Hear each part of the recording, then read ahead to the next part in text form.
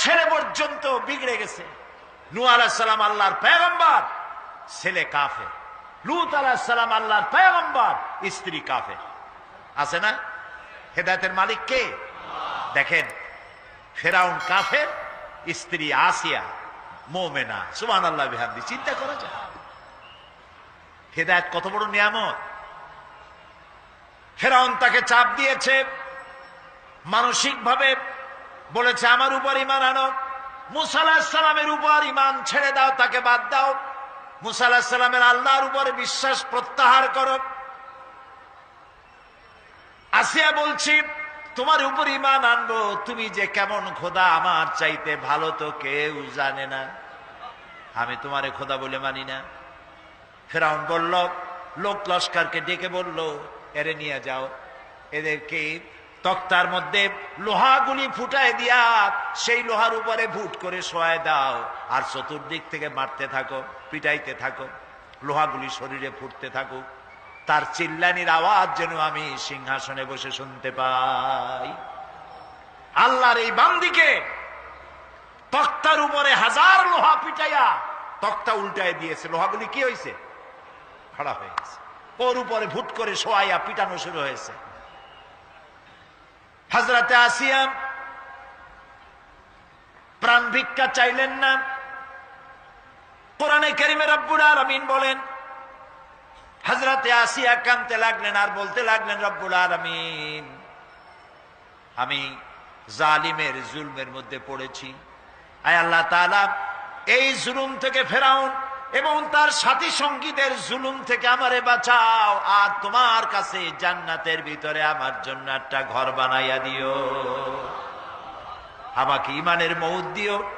রব্বুল আলামিন ফেরেশতাদেরকে অর্ডার করলেন, আমার ফেরেশতারা আসমানের দরওয়াজাগুলি খুলে দাও, আমার আসিয়া যেন আমার জান্নাত দেখে তার রূহ যেন জান্নাতের দিকে পারওয়াজ করতে পারে। হেদায়েত আল্লাহ যারে দেন,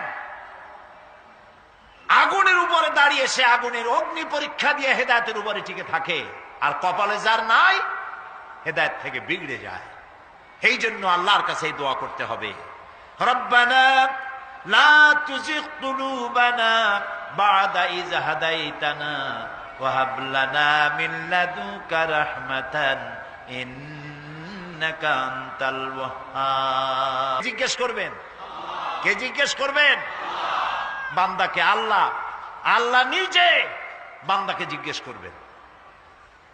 বান্দার ভয় কলিজা গলার কাছে চলে আসবে, আবার মৃত্যুর মতো ভয় সৃষ্টি হয়ে যাবে, কাঁদতে কাঁদতে অস্থির হয়ে যাবে, বলবে আল্লাহ আমি তো করে ফেলেছি, আমি তোমার কাছে মাপ চাই, আমাকে ক্ষমা করে দাও। বান্দার এই হয়রানি আর পেরেশানি দেখে আল্লাহ রাব্বুল আলামিন বলবেন, বান্দা যাও, চলে যাও, আমার জান্নাতে চলে যাও, আমি তোমার মাফ করে দিলাম।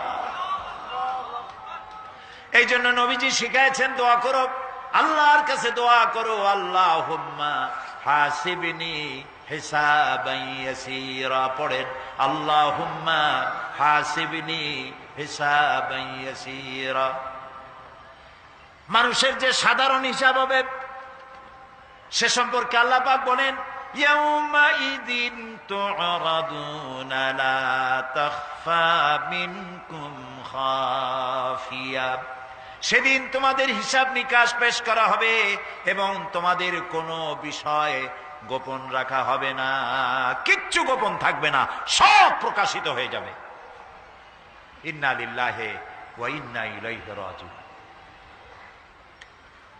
আল্লাহ তাআলা বলেন, ইয়াউমাইযিন ইয়াসদুরুন নাসু আশতাতান লিয়ুরাউ আ'মালাহুম ফামান ইয়া'মাল মিসকালা যাররাতিন খায়রান ইয়ারাহ ওয়া মান ইয়া'মাল মিসকালা যাররাতিন শাররান ইয়ারাহ। সেদিন মানুষকে বিভিন্ন দল দলে বিভক্ত করা হবে, সব এক জায়গায় থাকবে হাসরে মানুষ। তখন আসামি খুনি, এই যে বিরাট মাহফিল, বিশাল মাহফিল, এর মধ্যে চোর, ডাকাত, খুনি এই জাতীয় লোক থাকতে পারে না? পারে কিনা? তারা কিন্তু এখন নিরাপদ, যেহেতু পুলিশও দেখতেছে না আর র্যাবেও দেখতেছে না, খুব নিরাপদ। কিন্তু হঠাৎ করে যদি বলা হয় এই সমাবেশের ভিতরে সন্ত্রাসী কারা, তাদেরকে আমরা শনাক্ত করেছি, তারা আলাদা হয়ে যাও, তখন অবস্থাটা কেমন হবে?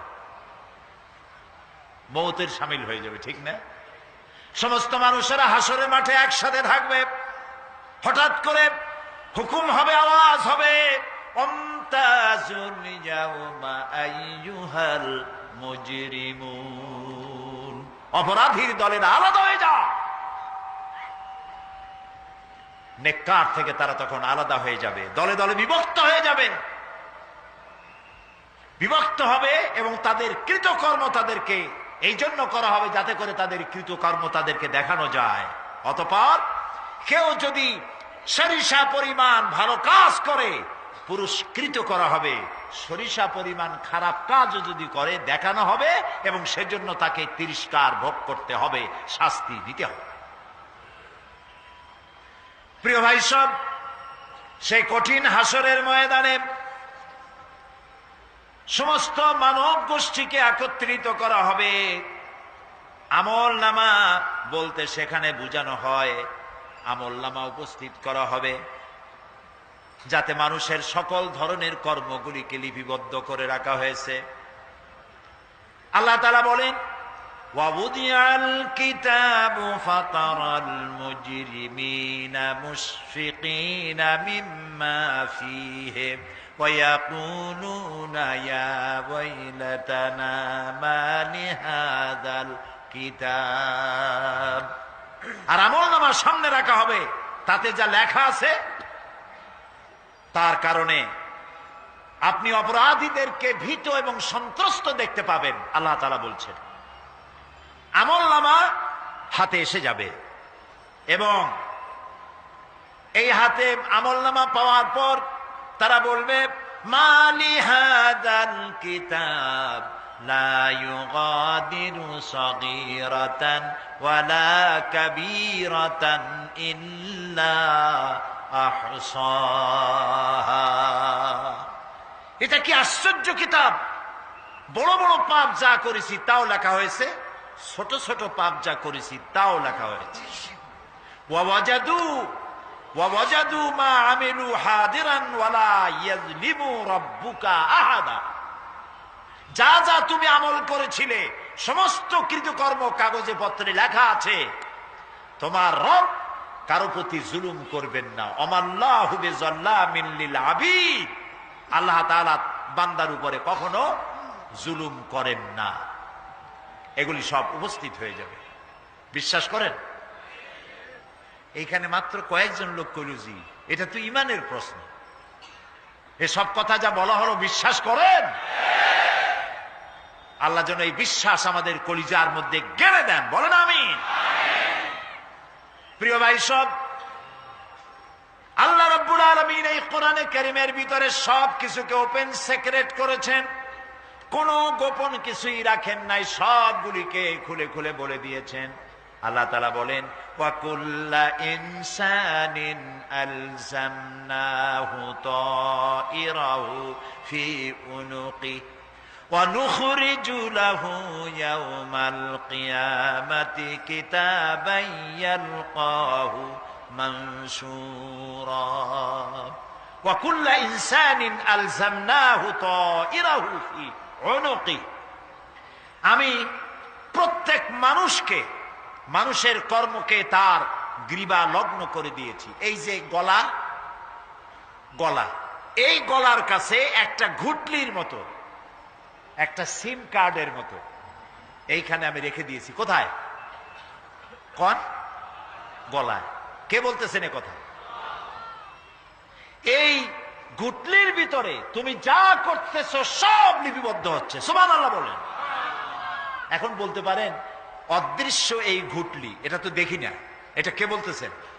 আমি কিন্তু দেখতে পাচ্ছি না। আপনারা দেখেন নাকি? কেউ দেখেন না। হাত দিয়ে ধরে দেখেন, পান নাকি? ধরাও যায় না, দেখাও যায় না। আল্লাহ বলছেন আছে, তাহলে বিশ্বাস করতে হবে। এর ভিতরে সব রেকর্ড হয়ে যাচ্ছে। আপনি বলবেন এতটুকুন ঘুটনির মধ্যে, তাবিজের মধ্যে আমার সারা জীবনের সব কথার সব কাজ ঢোকে কেমনে? কেমনে লেখা হয়? তাহলে পাল্টা প্রশ্ন করি, আপনার মোবাইলের সিম কার্ডে এত ফোন নাম্বার, এত ইমেল, এত কি বলে, এত টেক্সট, এত কিছু, আপনার আরো কি জানি আছে, মেসেজ দেওয়াটা হাবিজাবি আছে না, অনেক কিছু গুছি সুদ্ধা, এগুলো কেমনে হয়? ছোট্ট একটা সিম কার্ডের মধ্যে কেমনে হয়? শত শত টেলিফোন নাম্বারের মধ্যে ঢুকে যায়। আমার একটা টেলিফোন দিয়ে মোবাইল দিল, কোথা থেকে দিল? লিসবন। কোথায়? কি আন্দাজে কয় অস্ট্রেলিয়া? লিসবন হচ্ছে পর্তুগালের রাজধানী।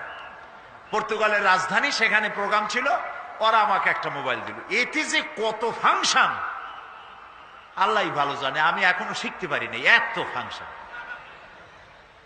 এতটুকু একটা মোবাইলের মধ্যে। কম্পিউটার, কম্পিউটারের ছোট্ট একটা মাইক্রোচিপ যন্ত্র, যে কম্পিউটার ব্যবহার করা এখন বাচ্চা ছেলেপেলেরাও জানে। এটা একটা পৃথিবীর বিস্ময়। এই কম্পিউটার, আপনি যান ব্যাংকে, কম্পিউটারের ছোট্ট সেই মাইক্রোচিপসের মধ্যে সারা চট্টগ্রামের সমস্ত মানুষের টাকা লেনদেন, ট্রানজেকশন, এর যা কিছু আপনি করেছেন সব কিছুর হিসাব এখানে রয়েছে, আছে না? তাহলে এতটুকুন একটা মাইক্রোচিপসের মধ্যে এত সহস্র কোটি কোটি টাকার হিসাবপত্র, লেনদেন, এই ছোট্ট জিনিসের মধ্যে ঢুকাবার মতো জ্ঞান মানুষের মাথায় দিছে কে? বলেন কে? সেই আল্লাহই তো গলায় ঝুলায় রাখছে। তাহলে এটা সম্ভব না? সম্ভব কি না? সম্ভব। এখন এই কথাগুলি বলে আল্লাহ মানুষের ক্ষতি করছেন না উপকার করছেন? উপকার করেছেন। এইটা যদি আমার বিশ্বাসে থাকে যে আমার গলার কাছে এরকম একটা সিম কার্ড আছে, একটা সিম আছে মোবাইলের মতো, এটা মনে করেন মোবাইলের একটা সিম গলায় ঝুলানো আছে, এটা সব উঠতেছে, যা বলেন তাই ওঠে, যা করেন তাই ওখানে লেখা হয়। সুবহানাল্লাহ। এই বিশ্বাস যদি আমার হয়, আমি ভালো মানুষ হয়ে যেতে পারবো। সুবহানাল্লাহ বলে। আমি খারাপ কাজ করতেই পারবো না। এই জন্য আল্লাহ পরকালের এই কথাগুলি কোরআনে কারীমের মধ্যে এত বেশি করে বলেছেন। মানুষের চরিত্রবান হওয়ার জন্য আল্লাহর ভয়, পরকালে বিশ্বাস, এর থেকে বড় ওষুধ পৃথিবীতে আর নাই। সব লেখা হচ্ছে। মানুষ বিশ্বাস করে না, এ হলো মূল কথা। যতক্ষণ মাহফিলে থাকে কেমন লাগে? এই যে বসে আছেন ঘন্টার পর ঘন্টা, কেমন লাগে? কোন বেহেশতের মতো। বাড়ির কথা মনে আছে? এখন বউর কথা মনে ওঠে? ছেলে মেয়ের কথা মনে ওঠে? সুবহানাল্লাহ কইতে ইচ্ছা করে না? মাজালিসুল ইলম হিয়া রাউযাতুম মিন রিয়াদিল জান্নাহ। এখানে ইলম আলোচনা করা হচ্ছে, কোরআন আলোচনা করা হচ্ছে। এটা তো রজব আলী প্যারেড ময়দান নয়, এটা জান্নাতের টুকরা হয়ে গিয়েছে। বেহেশতের বাগানে বসে আছেন। বেহেশতে মানুষেরা দুনিয়ার কথা চিন্তা করবে না। দুনিয়া কি? এটা একটা পায়খানা। এখানে আসছিল ওই পায়খানা করার জন্য, এটা পায়খানা। আর মানুষেরা পায়খানা সাজাবার কাজে ব্যস্ত আছে, আসল ঘর ভুলে গেছে। আসল ঘর কোনটা? প্রিয় ভাই, সব মানুষ বোঝে না, ভুলে যায়। সিগারেটের প্রত্যেকটা প্যাকেটে লেখা থাকে ইহা স্বাস্থ্যের জন্য ক্ষতিকর, তারপরেও কি টানা টানে দেখছেন? বিশ্বাস করেন না, গা সহ হয়ে গেছে। এই আমলনামা তৈরি হচ্ছে, হঠাৎ করে কিয়ামতে বানায় দেওয়া হবে না। আপনার আমার বডির সাথে লাগানো ওই সিম কার্ডে সব লেখা হয়ে যাচ্ছে। কিয়ামতের দিন এগুলি হাতে দেওয়া হবে, আর আল্লাহ তাআলা বলবেন, ইকরা কিতাবাকা কাফা বিনাফসিকাল ইয়াউমা আলাইকা হাসিবা। ইকরা কিতাবাক, তাকে বলা হবে এবার তুমি পড়ো। কাফা বিনাফসিকাল ইয়াউমা আলাইকা হাসিবা, তোমার এই কিতাব পড়ো, আর তোমার এই হিসাব গ্রহণ করার জন্য কিতাবটা ভালো করে পড়ো। তোমার নিজের হিসাব নেওয়ার জন্য তুমি নিজেই যথেষ্ট। তুমি দোজখে যাবা না বেহেশতে যাবা, তুমি নিজেই সিদ্ধান্ত নাও কোথায় যাবা। তোমার নিজের কি করছিলা এখন তুমি দেখো। এই জন্য আমি বলি মাঝে মধ্যে আমরা এখন হিসাব করতে পারি এখানে বসে আমাদের কি হওয়া উচিত। ছোটবেলার কথা মনে আছে?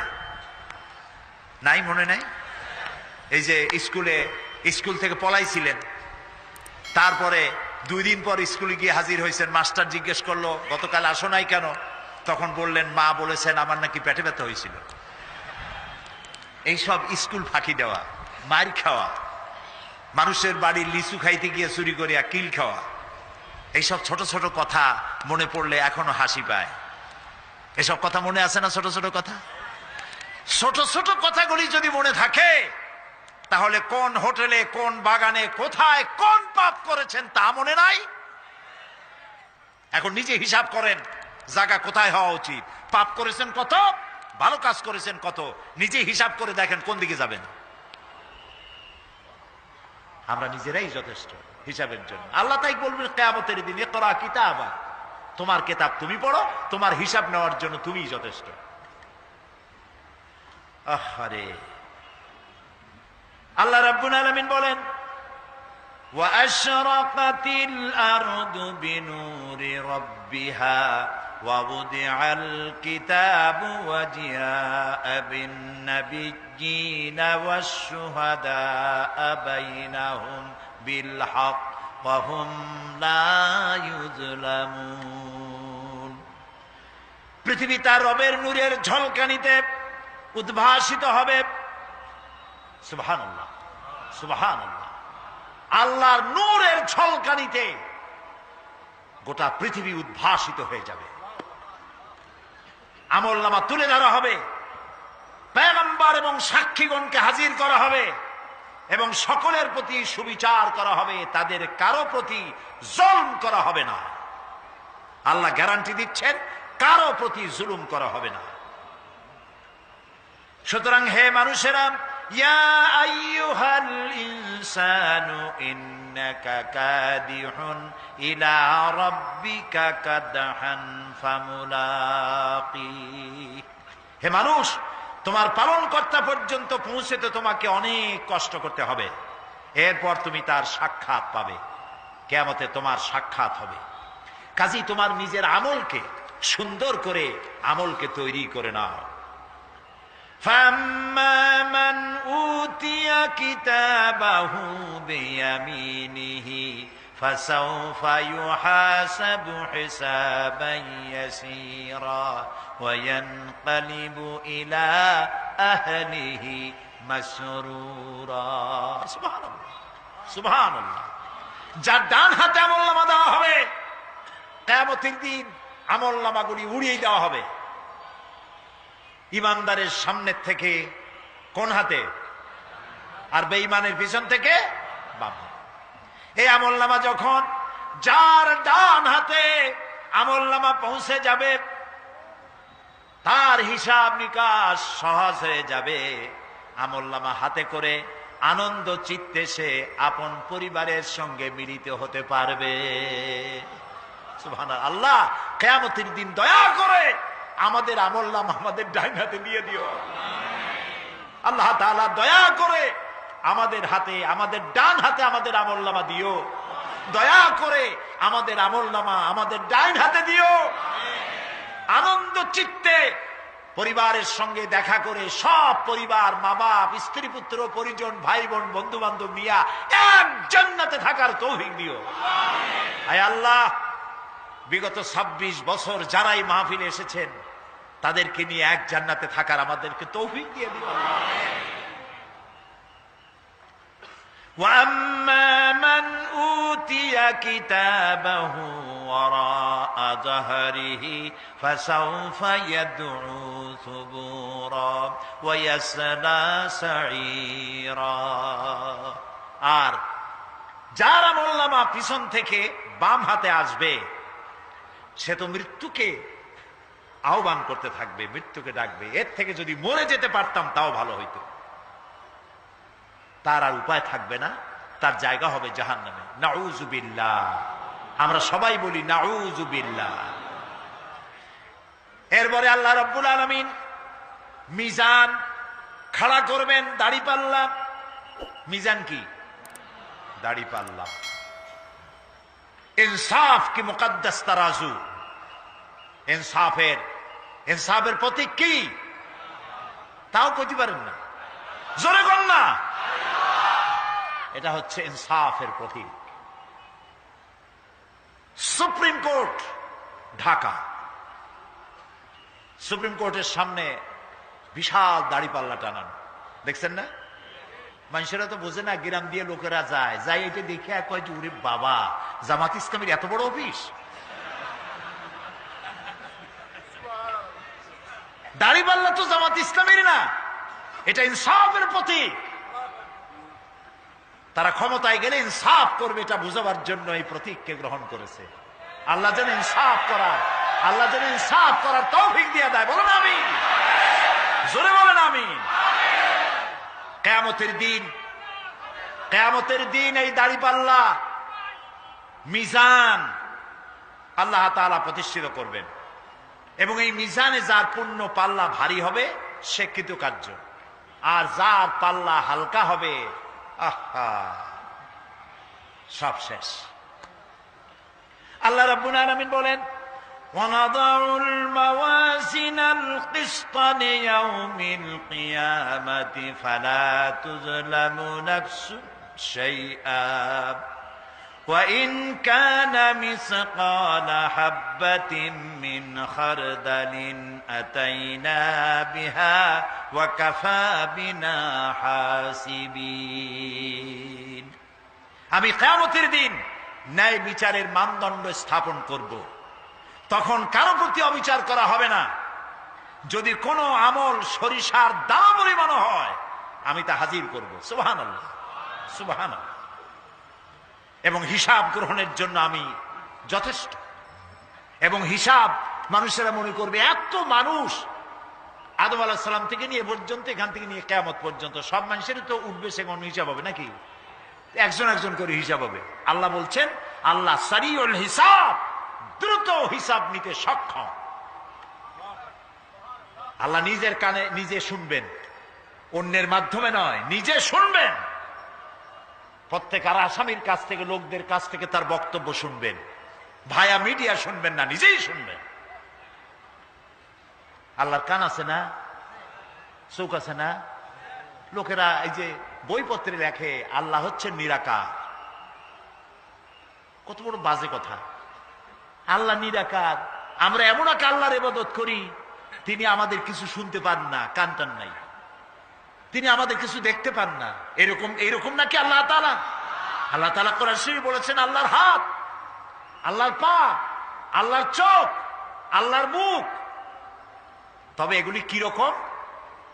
আল্লাহর হাত, পা, চোখ কেমন, আকারটা কেমন? এর একটাই জবাব। কয়টা জবাব? জোরে বলেন। একটাই জবাব, আল্লাহর যেমন হওয়া উচিত তেমন। সুবহানাল্লাহ বলে, সুবহানাল্লাহ বলে। এর থেকে আর কোনো জবাব নাই, এই একটাই জবাব, আল্লাহর যেমন হওয়া উচিত ঠিক তেমন। লাইসা কামিসলিহি শাইউন, আল্লাহর অনুরূপ, আল্লাহর মতো আকাশেও কিছু নাই, জমিনেও কিছু নাই। এটা আমাদের ঈমান, এটা আমাদের কি? ঈমান। সুতরাং তিনি জুলুম করবেন না এবং হিসাব নিবেন, আর যথার্থ হিসাব নিবেন। সেখানে কারো প্রতি কোনো জুলুম করা হবে না। ومن خفت موازينه فأولئك الذين خسروا أنفسهم بما كانوا بآياتنا يظلمون।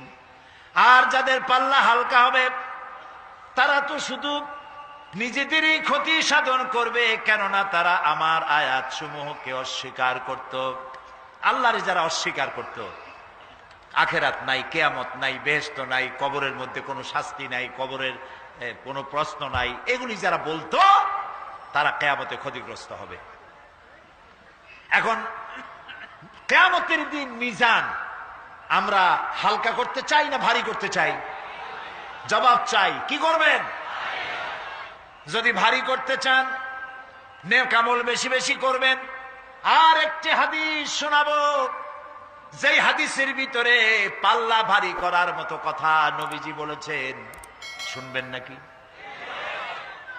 বুখারী শরীফের শেষ হাদিস, আল্লাহর নবী বলেন, কালিমাতানে হাবিবাতানে ইলার রহমান খাফিফাতানে আলাল লিসান সাকিলাতানে ফিল মিজান সুবহানাল্লাহি ওয়া বিহামদিহি সুবহানাল্লাহিল আযীম। নবীজি বলেন, দুইটা কালেমা, দুটি শব্দ আল্লাহর কাছে খুবই প্রিয়, মুখে উচ্চারণ করা একেবারেই হালকা, আর কিয়ামতের দিন এই শব্দ দুটি দিয়ে আল্লাহ রাব্বুল আলামিন মিজানের পাল্লাকে ভারী করে দিবে।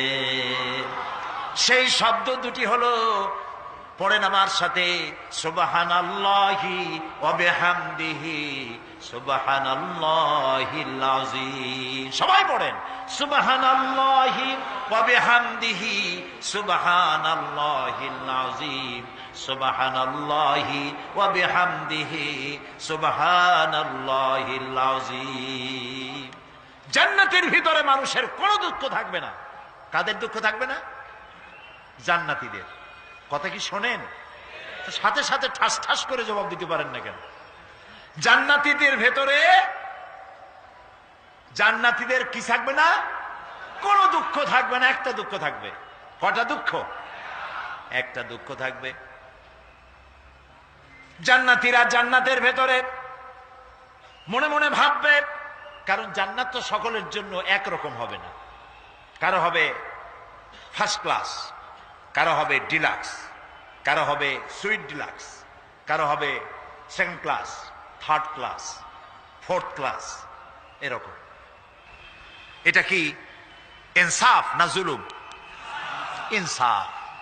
আপনি খালি নামাজ পড়ছেন, রোজা রাখছেন, হজ করছেন, জাকাত করছেন, জাকাত দিছেন, হালাল হারাম বাইসা করছেন, আপনারে যে জান্নাত দেওয়া হবে, ওই ব্যক্তি যিনি তাহাজ্জুদের নামাজ পড়েছেন, কোরআন বুঝেছেন, কোরআন প্রতিষ্ঠার জন্য আন্দোলন করেছেন, জেল খেটেছেন, জরিমানা দিয়েছেন, ফাঁসির মঞ্চে চড়েছেন, তার জান্নাত আর আমার জান্নাত সমান হওয়া কি উচিত?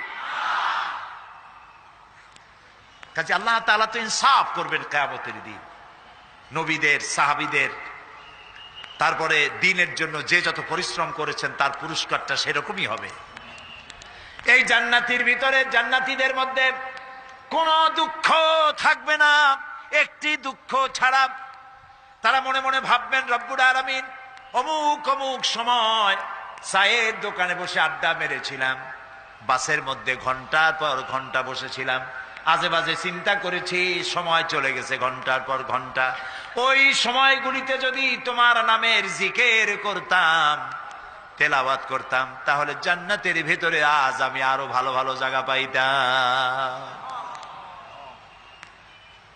হাদিস শরীফে এসেছে, কিয়ামতের দিন জান্নাতীদেরকে আল্লাহ বলবেন, তেলাওয়াত করো আর উপরে উঠতে থাকো, তেলাওয়াত করো আর উপরের দিকে উঠতে থাকো, ধীরে ধীরে পড়ো, ধীরে ধীরে তেলাওয়াত করো। ধীরে ধীরে তেলাওয়াত করতে করতে তোমার তেলাওয়াত জান্নাতের যে স্তরে গিয়ে শেষ হবে, জান্নাতের ওই জায়গা তোমার জন্য বরাদ্দ হবে।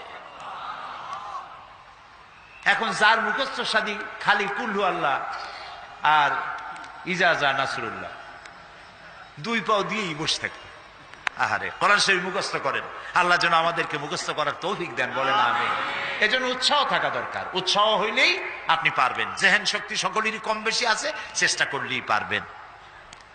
সেই জন্য আমি বলতে চাই, কিয়ামতের দিন জান্নাত যদি আল্লাহ তাআলা দয়া করে আমাদেরকে নসিব করায় দেন, যদি বলবো না, বলবো আল্লাহ তুমি দয়া করে আমাদেরকে জান্নাত দিও, বলেন আমিন। জান্নাতের ভিতরে এই দুঃখ যেন না আসে, সেই জন্য বাসে যখন চড়েন, গাড়িতে চড়েন, রিকশায় চড়েন, একা একা যাচ্ছেন, গুনগুন করে আল্লাহর জিকির করতে থাকেন, সুবহানাল্লাহি ওয়া বিহামদিহি সুবহানাল্লাহিল আযীম সুবহানাল্লাহি ওয়া বিহামদিহি সুবহানাল্লাহিল আযীম সুবহানাল্লাহি ওয়া বিহামদিহি সুবহানাল্লাহিল আযীম। জিকির করেন সবাই কিছুক্ষণ সুবহানাল্লাহ, আলহামদুলিল্লাহ, লা ইলাহা ইল্লাল্লাহ, সুবহানাল্লাহ, আলহামদুলিল্লাহ, লা ইলাহা।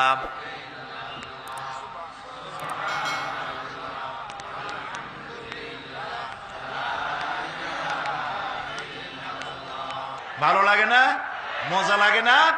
প্রাণ খুলে বলেন সুবহানাল্লাহ ওয়ালহামদুলিল্লাহ, লা ইলাহা ইল্লাল্লাহ, সুবহানাল্লাহ ওয়ালহামদুলিল্লাহ, লা ইলাহা, লা ইলাহা ইল্লাল্লাহ, মুহাম্মাদুর রাসূলুল্লাহ। প্রিয় ভাই সব, এরপরে আল্লাহ তাআলা বলেছেন সিরাতের কথা, কিয়ামতের দিন সিরাত। পুলসিরাতের নাম শোনেন নাই? কথা না কইলে বুঝি কি? শুনছেন? সিরাত। এই সিরাত বলতে বোঝানো হয় এক ঝুলন্ত সেতুকে, যা দোজখ এবং বেহেশতের মাঝখানে সেতু বন্ধন। কিয়ামতের দিন সকল মানুষকে এই সেতু পার হতে হবে। তখন মুমিন ব্যক্তিরা সফলভাবে তা পার হয়ে যাবে। আর এ কাজে ব্যর্থ হবে সে, যে ব্যক্তি ব্যর্থ হবে সে জাহান্নামে নিক্ষিপ্ত হবে। আল্লাহ আল্লাহ আল্লাহ। আল্লাহ রাব্বুল আলামিন বলেন ওয়া ইম মিনকুম ইল্লা ওয়ারিদুহা কানা আলা রাব্বিকা হাতমান মাকদিয়া সুম্মা নুনাজ্জিল্লাযীনা ইত্তাকাও ওয়া নাযারুয যালিমিনা ফিহা জিসিয়া। তোমাদের মধ্যে সকলেই তা পার হবে। এটা আপনার রবের ফয়সালা, আপনার আল্লাহর ফয়সালা। এরপর আমি খোদা বিরুদ্ধের উদ্ধার করব, আর জালিমদেরকে সেখানে নত জন অবস্থায় ছেড়ে দেব, মানে জাহান্নামের মধ্যে নিক্ষিপ্ত হবে, আর ঈমানদারেরা পার হয়ে চলে যাবে। সুবহানাল্লাহ। আল্লাহ তাআলার জন্য দয়া করে আমাদেরকে সিরাত বিজলি গতিতে, বৈদ্যুতিক গতিতে আল্লাহ যেন আমাদেরকে পার করে দেন। বলেন আমিন। সবাই বলেন আমিন।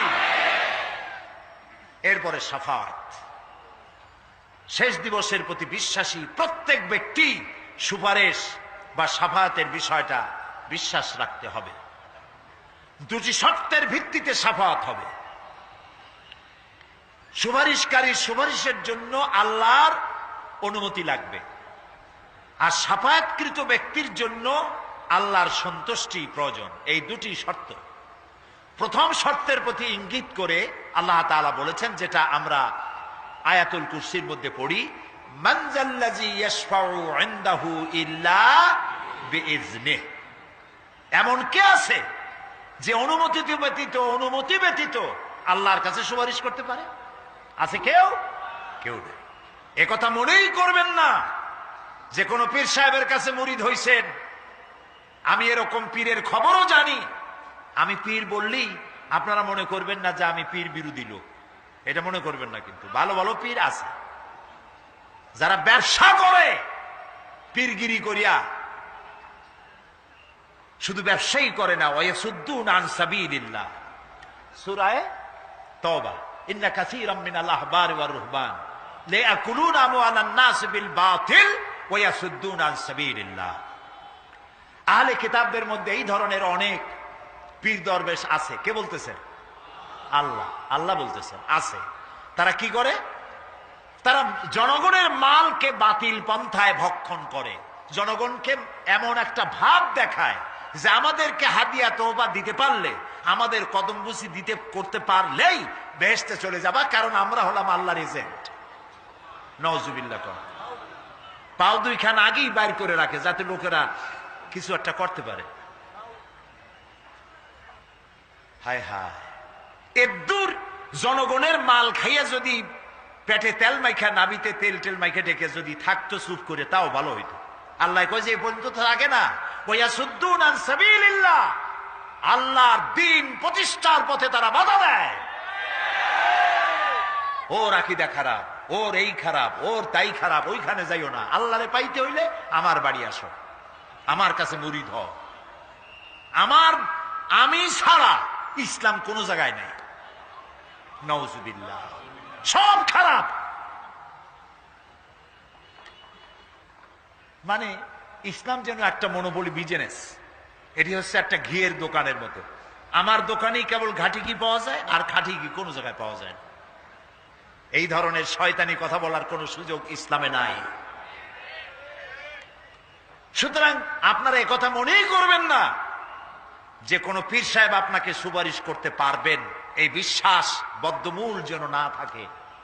ওটি শর্তাধীন, হইতেও পারে নাও হইতে পারে। এমনও তো হতে পারে আপনার পীরে কে সুপারিশ করে তাই কিয়ামতের দিন তিনি হয়রান হয়ে যাবেন। এমনও হতে পারে, না পারে না? পারে কি না? সেই জন্য এটা ভরসাই করবেন না। কেউ কেউ আবার দুই পীরের কাছে মুরিদ হয়, ধারণা এই দুইজনের কাছে মুরিদ হয়েছি, দুইজনে দুই হাত ধরিয়া কিয়ামতে এরকম করে মেরে দেবে, আমি জান্নাতের বারান্দায় গিয়ে বসবো। জান্নাত তোমার মামু বাড়ির বারান্দা। এত সহজ, এত সহজ। নবীরা কানতে কানতে হয়রান হয়ে গিয়েছে। নবী করিম সাল্লাল্লাহু আলাইহি ওয়াসাল্লাম তাহাজ্জুদের নামাজ সামান্য সময় ঘুমাইয়া নামাজ শুরু করে দিতেন। সূরা বাকারা শেষ, আলে ইমরান শেষ, সূরা নিসা শেষ, মায়েদা শেষ, আরাফ শেষ। সাহাবায়ে কেরাম মনে করতেন রাসূল বুঝিয়ে এই নামাজের রুকুতে আর যাবেন না, ফজর হয়ে যাবে এক রাকাতে। যখন রুকুতে যেতেন মনে হতো আর উঠবেন না, যখন সেজদায় যেতেন মনে হতো ইন্তেকাল করেছেন। হযরত আয়েশা বলেছেন, আমাদের মা জগৎ জননী হযরত আয়েশা রাদিয়াল্লাহু তাআলা আনহা বলেছেন, রাসূলুল্লাহ সেজদায় পড়ে যেভাবে কাঁদতেন, চুলার উপরে হাড়ি তুলে দিলে ভাত রান্না করার সময় যেমন একটা আওয়াজ হয় ভাতের হাড়িতে, শোনেন নাই আওয়াজ? রাসূলুল্লাহর কলিজার ভেতর থেকে কান্নার গুমরে আওয়াজ এভাবে উত্থিত হতো। সকাল বেলায় জুতা পায়ে পড়তে পারতেন না, পাও মোবারক ফুলে বড় হয়ে যেত। বেহেশত এত সহজ।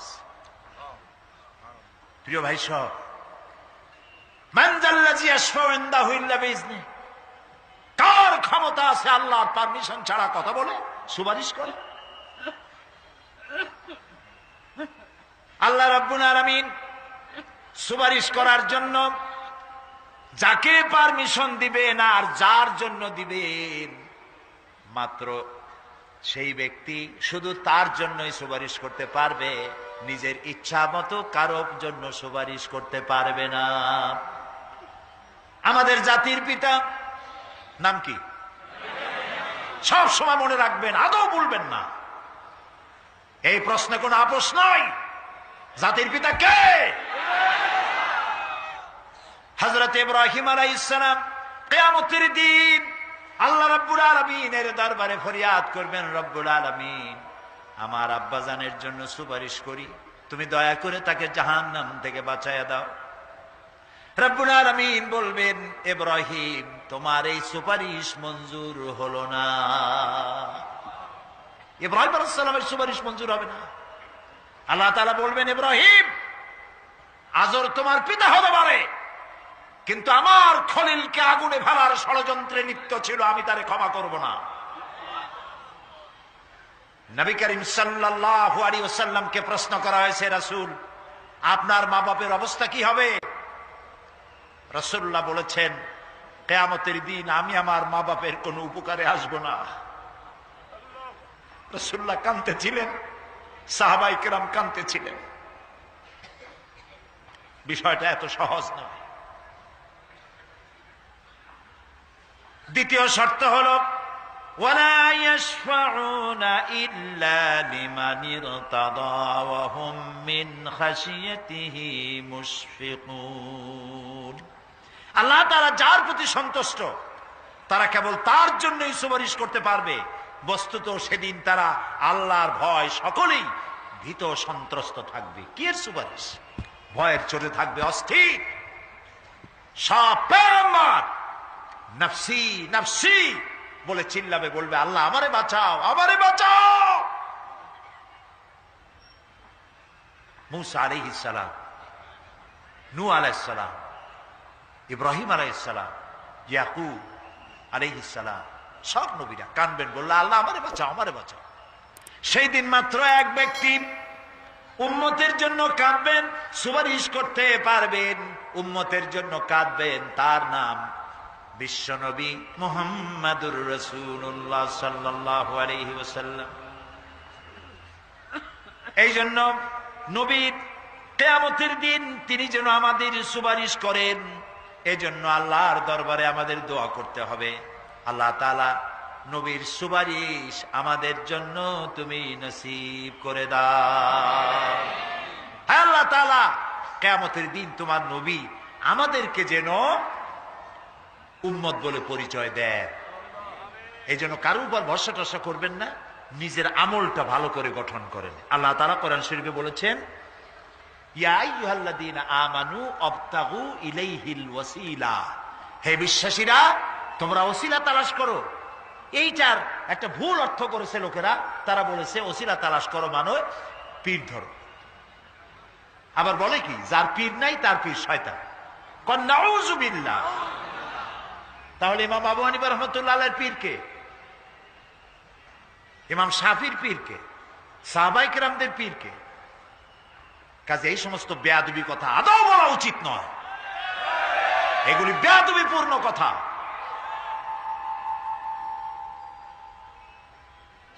প্রিয় ভাই সব, আল্লাহ রাব্বুল আলামিনের উপরে ভরসা করে নিজের আমলকে ভালো করতে হবে। অবতাগু ইলাইহিল ওয়াসিলা আয় আমলে সালেহ, অবতাগু ইলাইহিল ওয়াসিলা, তুমি নেক আমলের ওসিলা ধরো আল্লাহর কাছে, নিজের আমলগুলিকে ভালো বানাও, ভালো ভালো কাজ করো। সুপারিশ সম্পর্কে সর্বশেষ কথা বলতে চাই। আল্লাহ রাব্বুল আলামিন বলেন, কুল লিল্লাহিস শাফাআতু জামিআ লাহু মুলকুস সামাওয়াতি ওয়াল আরদি সুম্মা ইলাইহি তুরজাউন। হে নবী, স্পষ্টভাবে জানিয়ে দিন, সমস্ত সুপারিশ কেবল আল্লাহর ইখতিয়ারাধীন। কে বলতেছেন? শুনতেছেন কথা? কে বলতেছেন? আবার শোনাই, আল্লাহ তাআলা বলছেন, কুল লিল্লাহিস শাফাআতু জামিআ, বলে দিন হে নবী, সুপারিশের সমস্ত ব্যাপারটি কেবলমাত্র আল্লাহর ইখতিয়ারাধীন। আসমান এবং জমিনে তারই সাম্রাজ্য বিস্তৃত, অতঃপর তারই কাছে তোমাদের সকলকে ফিরে যেতে হবে। সুপারিশের মালিক কেউ নয়, আল্লাহ নিজেই। তিনি যাকে পারমিশন দিবেন, যার জন্য পারমিশন দিবেন, তাছাড়া আর কোনো উপায় নেই। প্রিয় ভাই সব, এতক্ষণ যে আলোচনা করলাম এর দ্বারা প্রমাণিত হলো এ দুনিয়া ক্ষণস্থায়ী এবং আখিরাত চিরস্থায়ী। সুবহানাল্লাহ বলবেন না? এ দুনিয়া কি আর আখিরাত কি? চিরস্থায়ী। দুনিয়ার মহব্বত, আমরা কোনটারে মহব্বত করি, আখিরাত না দুনিয়া? কোন বলতে লজ্জা করে? দুনিয়ারে ভালোবাসি বেশি, এতে কোনো সন্দেহ আছে? নবীজি বলেছেন, লাউ কানা লিইবনি আদামা ওয়াদিম মিন যাহাবিন লাহাব্বা ইয়াকুনা লাহু সানিন, যদি একটা আদম সন্তানকে যদি একটা মাঠ ভরে সোনা দেওয়া হয়, সে ব্যক্তি বলবে, আল্লাহ আমারে যদি আরো একটা মাঠ ভরে সোনা দিতে ভালো হইতো। নবীজি বলেন, আদম সন্তানের পেট কবরের মাটি ছাড়া কোনো কিছু দিয়া ভরবে না। এই দুনিয়ার পিছনে দৌড়ায় কোনো লাভ নাই। এক শায়ের বলেছেন, না গুল আপনা না খার আপনা না জানেম বাগে বা আপনা, না গুল আপনা না খার আপনা না জানেম বাগে বা আপনা, आह किस गुलशान में बनाया हमने आशिया अपना। না গুল আপনা না খার আপনা, এ ফুলও আমার নয়, ও কাটাও আমার নয়। না জালেম বাগে বা আপনা, না আমার এই ফুলের বাগানটা আমার, ফুলের বাগানও আমার না, ফুলও আমার না, এমনকি ফুলের কাটাটাও আমার না। আহ কিস গুলশান মে বানায়া হামনে আশিয়া আপনা, আহারে কি ফুল বাগানে আমার বাড়ি বানাইলাম, এর তো কিছুই আমার না, সবই তো পর। মরে দেখেন কেউ আপনার আপন নয়। ছেলে পেলে গুলি ছোট্ট ছোট্ট বাচ্চা যাদের কোলে না নিলে আপনি শান্তি পান না, ওই বাচ্চাও বলবে মা আব্বার কাছে আমার নিও না, আমার ভয় করে। রাত্রে যদি মরেন একা একই স্ত্রীও আপনার মৃত্যু লাশ নিয়ে আপনার কাছে থাকতে পারবে না। কি নিষ্ঠুর এই পৃথিবী! এই পৃথিবীকে আমরা ভালোবাসছি, মহব্বত করতেছি, এই পৃথিবীর জন্য সব করি, চুরি ডাকাতি জেনা ব্যভিচার মিথ্যা কথা, ক্ষমতায় যাওয়ার জন্য পাগল। ভাঙ্গো মারো, চুরি করো, ডাকাতি করো, শয়তানি বদমাশি সমানে করছে মানুষ। এই পৃথিবী এক পরস্ত্রী, পরমা সুন্দরী নারী, পরের যতই সুন্দরী স্ত্রী হোক তার দিকে তাকায় থাকে কোনো লাভ আছে? তাও কইতে পারলেন না। কোন লাভ আছে? এ লাভ কি? ওর তো বিয়ে হয়ে গেছে। অবিবাহিত হইতো তাহলে প্রস্তাব দিয়ে দেখতেন আপনার কপালে আছে কি নাই। বিয়ে হয়ে গেছে। এই পৃথিবী এক পরমা সুন্দরী পরের স্ত্রী, এটার প্রতি ভালোবাসা করে কোনো লাভ নাই। এটারে কেউ খাইতে পারে না, ও সবাই রে খায়। ঠিক তো কইছেন, হয়তো বোঝেন নাই। এই পৃথিবীর 1 ইঞ্চি মাটির জন্য দেখেন না শহরে কি করে, বাড়ির পাশে বাড়ি উঠাইছে, 1 ইঞ্চি জমিন ছাড়বে না। হায় হায়! আর একজনের রাস্তা পাক আর না পাক, জমিন ছাড়বো না। অন্যের জমিন দখল করায় কি মজা পায়! হায় হায়! অন্যের জমিন নেওয়ার জন্য পাগল হয়ে যায় মানুষ। দুনিয়াকে ভালোবাসে। 1 কাঠা জমির জন্য, 1 আঙ্গুল জমিনের জন্য মামলা মোকদ্দমা, জজ কোর্ট, হাইকোর্ট, সুপ্রিম কোর্ট, তারপরেও ছাড়ে না। ঠিক না? এই জমিনটা এত ভালোবাসলেন, এত মামলা মোকদ্দমা করলেন, এই জমিনের 1 ইঞ্চিও খেতে পারবেন না, বরং মরিয়া দেখেন জমিন হা করে আপনাকে গিলে ফেলে দেবে।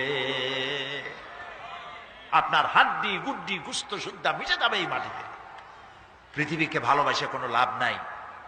স্ত্রী পুত্র পরিজন যার যতটুকু পাওনা দিবেন, ভালোবাসবেন, কিন্তু মূল ভালোবাসা কলিজাটা ভরা থাকবে আল্লাহর জন্য। কার জন্য? স্ত্রীর ভালোবাসা স্ত্রীকে দিবেন, মায়ের শ্রদ্ধা, বাপের শ্রদ্ধা, সন্তানের ভালোবাসা আলাদাভাবে দিবেন। আর সব থেকে যিনি ভালোবাসা পাওয়ার দাবিদার, তার জন্য রাতের বেলায় জাগুন, সিজদা দিয়ে কাঁদতে থাকুন। এই চোখ দুটা কে দিছে? এই জিহ্বা কে দিছে? এই কান কে দিয়েছেন? এই সুন্দর শরীর কে দিয়েছেন? বলার তৌফিক, শোনার তৌফিক কে দিয়েছেন? এই হক আদায় করতে গভীর রাত্রে জাগতে হবে, পাইকারি দরে ঘুমায়েন না। একটু জাগুন, শেষ রাত্রে উঠুন, শেষ রাত্রে জেগে প্রেম করুন আল্লাহর সাথে। প্রেম কি ঢোল পিটায় করা যায়? ইনকিলাব, সংগ্রাম এইসব পত্রিকায় বিশাল হেডিং দিয়ে কেউ প্রেম করে? বিজ্ঞাপন দিয়া, টেলিভিশনে বিজ্ঞাপন দিয়ে প্রেম করে। প্রেম করে কিভাবে? গোপনে। আর মিলিত হয় নির্জনে। সবচাইতে বড় প্রেমিক হবে নিজে হতে হবে, আর আল্লাহকে সব থেকে বেশি ভালোবাসা দিতে হবে। সেজন্য আল্লাহ রাব্বুল আলামিন বলেছেন প্রেম করার জন্য কিছুটা নির্জনতা প্রয়োজন। এজন্য দিনের আলোতে ওয়াজআলনান নাহারা মাআশা, দিন বানাইছি রুজি রোজগার করার জন্য। ওয়াজআলনাল লাইলা লিবাসা, আর রাত বানাইছি শান্তির বাহন হিসাবে, আচ্ছাদন। সূর্যের আলোর ঝলকানি চলে গেছে, আলোর তীব্রতার নাই। গোটা পৃথিবীর উপরে আমি একটা কালো চাদর দিয়া ঢেকে দিলাম রাতের আধার, আর একেবারে অন্ধকার না করে আকাশে ডিম লাইটের মতো করে কতগুলি তারা জ্বালাইয়া দিলাম। এখন কেউ জেগে নাই, সব ঘুমানো। আমার প্রেমিক কে আছো? ওঠো, উজু করে সিজদায় পড়ে যাও, সিজদায় পড়ে যাও, কান্দো, গুনাহ মাপ চাও, যা করেছো মাপ চাও। তুমি গুনাহ করেছো আর আমি মাফ করার মালিক। ইন্নাল্লাহা ইয়াগফিরুয যুনুবা জামিআ, সব মাফ করে দেব, গুনাহগুলি নেকি দিয়া বদলায় দেব। আমার কাছে কাঁদো, চোখের পানি ফেলো। প্রিয় ভাই সব, রাতে জাগতে শিখুন। রাসূলুল্লাহ বলেছেন ওর থেকে ভালো স্বামী আর দুনিয়ায় নাই। কে বলেছেন? রাসূলুল্লাহ বলেছেন, ওর থেকে ভালো স্বামী আর দুনিয়ায় নাই, যে গভীর রাত্রে নিজে জেগে তাহাজ্জুদের রুজু করে নিজের বউরে উঠায়, বউ উঠতে চায় না, পানি এনে বউয়ের মুখের উপরে ছিটায় দেয়, ওঠো বিবি একসাথে তাহাজ্জুদের নামাজ পড়ি। রাসূলুল্লাহ বলেছেন, ওর থেকে ভালো বউ পৃথিবীতে আর নাই, যে বউ রাতের বেলায় ঘুমের থেকে জেগে তাহাজ্জুদের উযু করে, স্বামীরে উঠাইতে চেষ্টা করে, ওঠে না, উযুর পানি স্বামীর চেহারায় ছিটায় দেয় আর বলে, স্বামী ওঠো একসাথে তাহাজ্জুদের নামাজ পড়ি। এই পৃথিবীতে আমাদের ভালোবাসা যেন শেষ না হয়, এক জান্নাতে যেন থাকতে পারি। কাঁদো, ওঠো।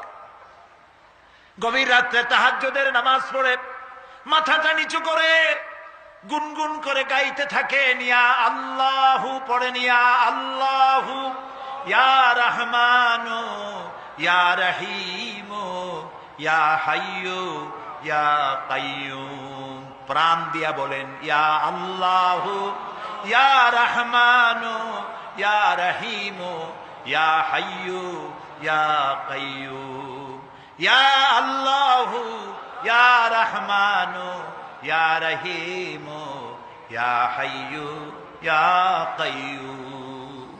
তাহাজ্জুদের নামাজ পড়ে এভাবে আল্লাহরে ডাকে দেখেন, চোখ দিয়া পানির বন্যা নেমে আসে, যদি ঈমান একটুও থাকে। এই কান্না, নবীজি বলেছেন, জাহান্নামের ভয়তে আমার সাথে না ভরমানি করেছে। এই শরমে পড়ে বান্দা যখন চোখ দিয়া পানি ছেড়ে দেয়, ওই চোখের পানি নাকের অর্ধেক আসতে না আসতে আমি আমার বান্দারে মাফ করে দেই। আল্লাহু আকবার। আল্লাহ আমাদের কান্দার তৌফিক দাও, তাহাজ্জুদ পড়ার তৌফিক দাও, পাঁচ ওয়াক্ত নামাজ পড়ার তৌফিক দাও, তোমাকে ভয় করার তৌফিক দাও, তোমার ভয় আর মোহব্বত দিয়ে কলিজা ভরে দাও, তোমার রাসূলুল্লাহর মোহব্বত দিয়ে আমাদেরকে পাগল বানায় দাও। আল্লাহ, দুনিয়া বড় খারাপ জায়গা। এই দুনিয়ায় আল্লাহর কাছে সৌন্দর্য চাইতে হবে দুনিয়ার, কিন্তু দুনিয়াকে স্থায়ী মোহব্বত করা যাবে না। প্রিয় ভাই সব, আপনি যদি লন্ডনে যান, আমেরিকায় যান, কোনোদিন যান নাই, যাইতে হলে এখান থেকে টেলিফোন করেন, ওখানে বন্ধু বান্ধব আছে নাকি। তো লন্ডনে আমেরিকায় সেখানে যাবেন, ওখানে আপনার বন্ধু বান্ধব গ্রামের লোক আছে কিনা খোঁজ করেন, ঠিক না? আবার এখান থেকে ফরেন কারেন্সি নিয়ে যান, যেহেতু ওখানে টাকা চলবে না। টেলিফোন করেন, মোবাইল করেন, ফ্যাক্স পাঠান, আরো টাকা পয়সা সাথে নেন। এরপরেও চিন্তা থাকে, আল্লাহ এয়ারপোর্টে যদি কেউ না আসে তাহলে আমি যাবো কেমনে। এরপরে যাওয়ার সময় আবার বলে দেন যে, ভাই আমি কিন্তু আসতেছি, লন্ডন কোনোদিন আসি নাই, তুমি কিন্তু এয়ারপোর্টে থাকো। একটা বিদেশে যাওয়ার জন্য এত প্রস্তুতি নেন, তো সব জায়গায় বন্ধু বান্ধব কেউ না কেউ তো আছে, কিন্তু আমরা এমন একটা দেশে যাব যেখানে কেউ নাই, ফরেন কারেন্সি চলে না, গ্রামের লোক নাই, বাবা নাই, বন্ধু নাই, মা নাই, কেউ নাই। যিনি রিসিভ করবেন, যার সাহায্যের কাঙ্গাল, বদামল করে তার শত্রু বানায় রাখছি, বন্ধু বানাইতে পারি নাই, তাহলে কি জবাব হবে কিয়ামতে? কি হবে কবরে? কি হবে উপায়? এই জন্যে প্রিয় ভাইয়েরা আমার, দুনিয়ার সঙ্গে মহব্বত কমায় দিয়া আখিরাতের মহব্বত বেশি করে করতে হবে। আর দুনিয়ায় যতদিন বেঁচে আছি ততদিন নেক আমল করে মানুষের সাথে সদাচরণ করতে হবে। আল্লাহ তাআলা বলেছেন, লাইসাল বিররা আন তুওয়াল্লু ওয়াজুহাকুম কিবালাল মাশরিকি ওয়াল মাগরিবি ওয়ালাকিন্নাল বিররা মান আমানা বিল্লাহি ওয়াল ইয়াউমিল আখির। পূর্ব এবং পশ্চিমে কতবার তুমি মাথা ঝুঁকাইছো, এটাই কিন্তু তোমার জন্য কল্যাণ। এর মধ্যে কল্যাণ নিহিত নয়। তার মানে কি? আপনি কত সেজদা আল্লাহরে দিলেন, কত মানুষ তো আছে সেজদা দিতে দিতে কপালে কালো দাগ হয়ে গেছে, আছে না? কিন্তু মিথ্যা ছাড়ে নাই, ঘুষ ছাড়ে নাই, সুদ ছাড়ে নাই, মানুষের হক নষ্ট করছে, গভর্নমেন্টের হক নষ্ট করে, জনগণের হক নষ্ট করে, আছে না এমন? তাহলে কপালে দাগ পড়ায় লাভটা হইল কি? এই জন্যই আল্লাহ বলছেন কপালটা চেহারাটা কোন দিকে ঘুরাইলা, পূব দিকে না পশ্চিম দিকে, এটার উপরে কল্যাণ নিহিত নয়। প্রকৃত কল্যাণ, প্রকৃত ঈমান, প্রকৃত নেকি কাজ হচ্ছে আল্লাহরে বিশ্বাস করে জীবন পরিচালনা এবং পরকালকে বিশ্বাস করা। আল্লাহ যেন সেই বিশ্বাসে আমাদেরকে ধনী বানায় দেন। আমরা বলি আমিন।